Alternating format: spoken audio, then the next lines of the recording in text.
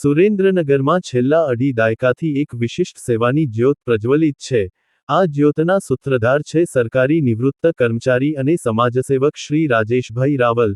પ્રજ્ઞાચક્ષુ એવા રાજેશભાઈની શારીરિક દ્રષ્ટિ ભલે મર્યાદિત હોય, પરંતુ તેમની માનવતાની અને સેવાકીય દ્રષ્ટિ અત્યંત વિશાળ અને કરુણાપૂર્ણ છે. નિર્ધાર વિધવા મહિલા કલ્યાણ ટ્રસ્ટ ના સ્થાપક તરીકે તેમણે પતિના અવસાન બાદ સામાજિક અને આર્થિક રીતે ભાંગી પડેલી મહિલાઓના જીવનમાં આશાનો દીપ પ્રગટાવ્યો છે. આ સંસ્થા સાથે સર્વજ્ઞાતિના આશરે 1429 જેટલા બહેનો જોડાયેલા છે. રાજેશભાઈનું જીવન એ વાતની જીવંત સાબિતી છે કે જો મનમાં દ્રઢ નિર્ધાર હોય તો શારીરિક અક્ષમતા ક્યારેય સમાજસેવાના માર્ગમાં અવરોધ બની શકતી નથી.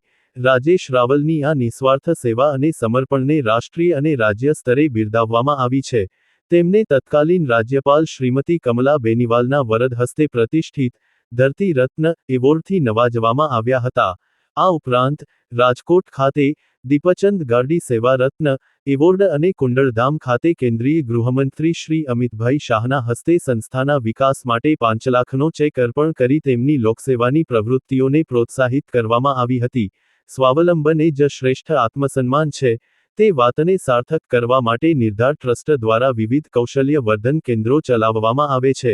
વિધવા બહેનો અને તેમની દીકરીઓ માટે સીવણ તાલીમ કેન્દ્ર, બ્યુટી પાર્લર તાલીમ કેન્દ્ર, કમ્પ્યુટર તાલીમ કેન્દ્રમાં વ્યવસાયલક્ષી તાલીમ પણ આપવામાં આવે છે. માત્ર 51 વિધવા બહેનોથી શરૂ થયેલી આ સંસ્થા આજે 1429 વિધવા બહેનોનું પિયર બન્યું છે. યુવાન વયે જે બહેનોના જીવનમાં વૈધવ્ય રૂપી આફત આવી છે, એ વિધવા બહેનોનું પુનર્વસન થાય, એને સ્વાવલંબન મળે, એને રોજગારી મળે અને સમાજ જીવનના પ્રવાહમાં ફરી જોડાય, એ માટેનું આ સંસ્થા કામ કરી રહી છે. ખાસ કરીને બહેનોના પુનર્વસન માટે અમે અહીંયા 5 પ્રોજેક્ટો ચલાવીએ છીએ.